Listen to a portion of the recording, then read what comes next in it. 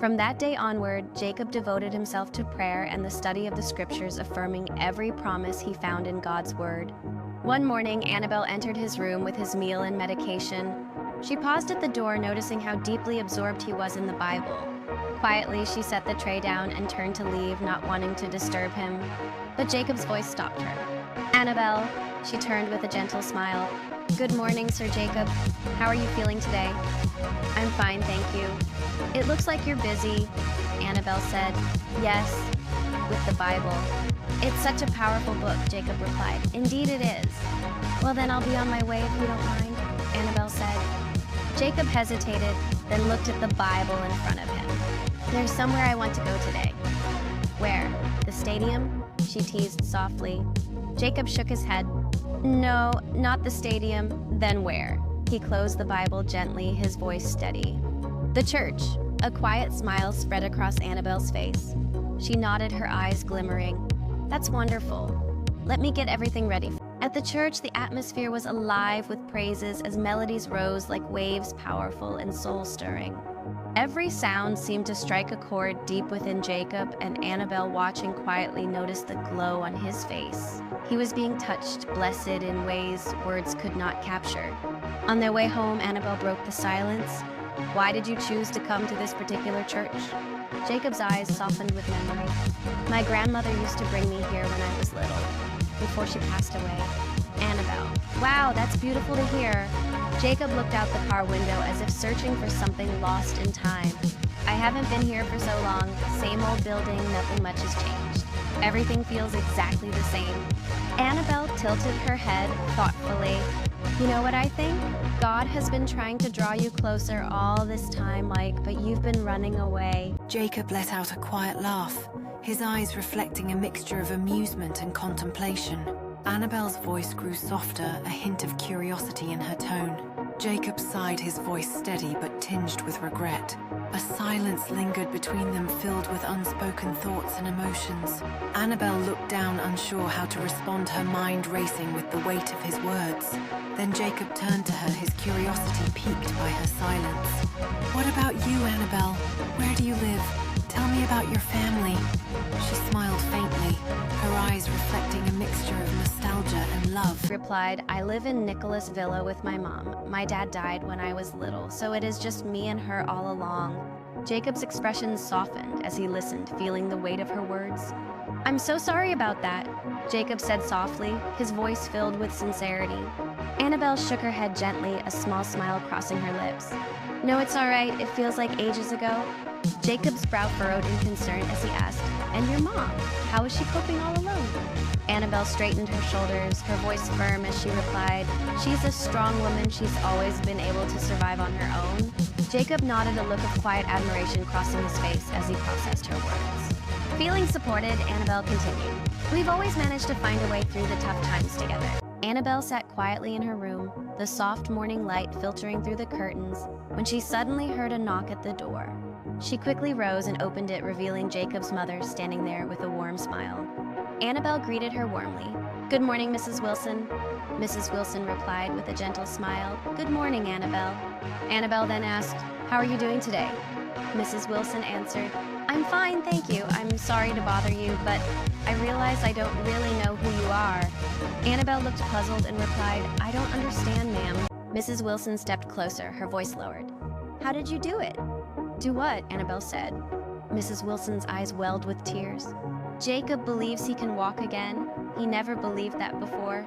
Annabel's lips curved into a gentle smile. "Well, that's not exactly my doing. I want to thank you.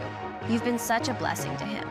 He even told me he's a born-again Christian now. I don't know much about Christianity, but I can see the change in him, and I love it," Mrs. Wilson said. Annabel shook her head softly. "God is working in his life." Mrs. Wilson placed her hand over Annabel's. "Thank you so much, Annabel."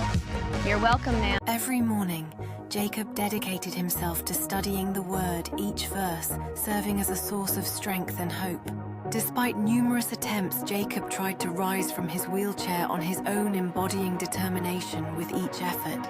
After multiple failures, Jacob remained undeterred, clinging to the belief that with God, all things are possible.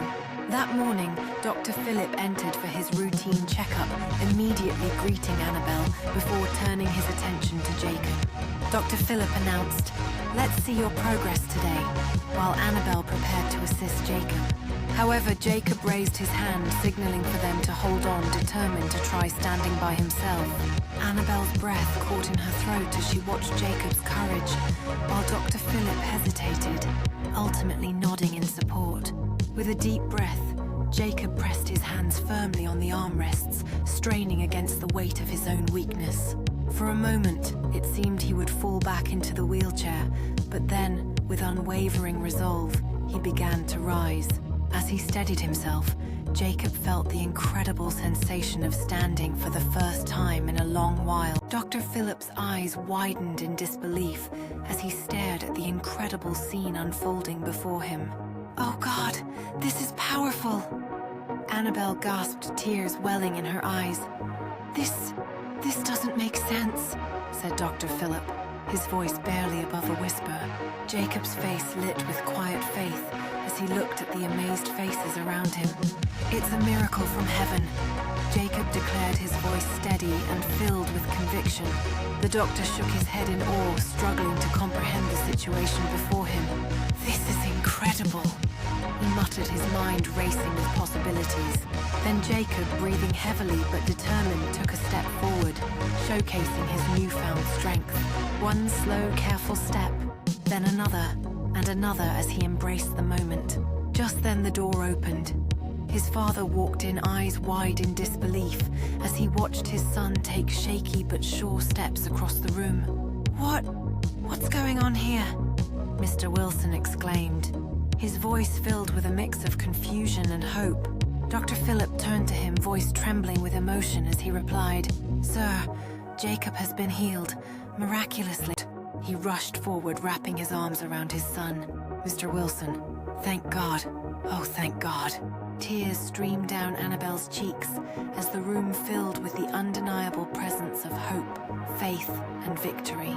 The air was thick with emotion, each heartbeat resonating with the miracle that had unfolded.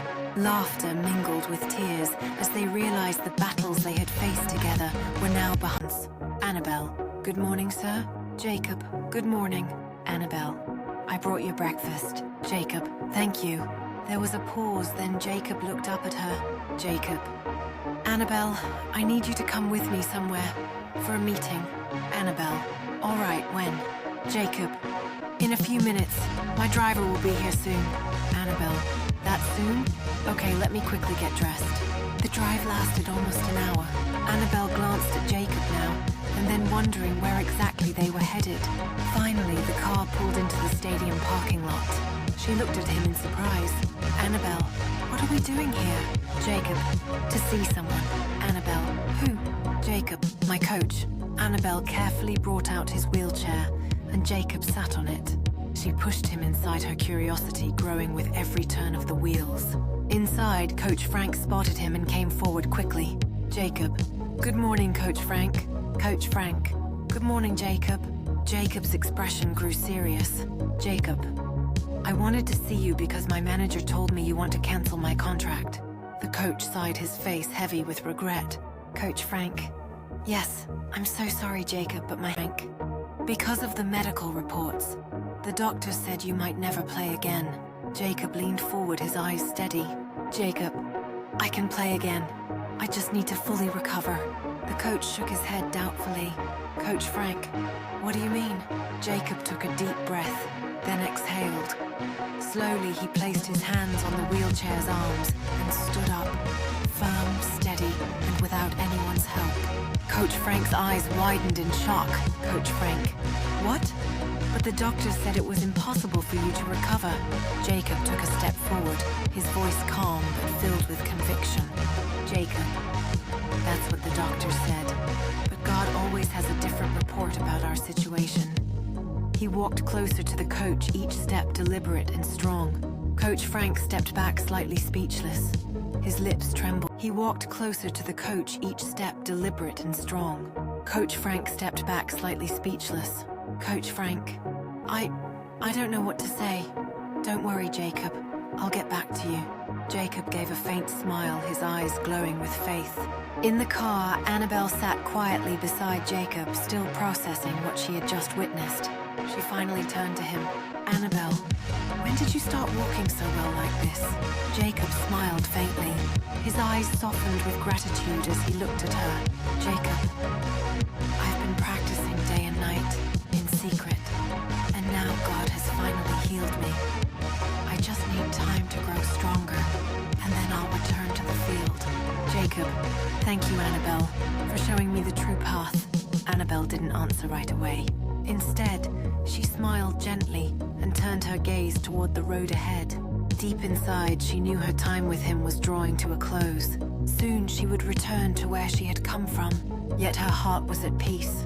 She was happy that she had fulfilled her task, happy that Jacob had found his faith, and happy that she had been part of his journey back to God. The airport buzzed with energy as Jacob took a deep breath, preparing for his journey to Germany, where a life-changing match awaited him. His family surrounded him, their smiles radiating pride as they posed for a cherished family picture. Laughter filled the air as the camera captured their joyful moment, echoing the love and support they shared. Jacob beamed as he turned to his family, his excitement bubbling over as he announced, "So I'll see you all at the match."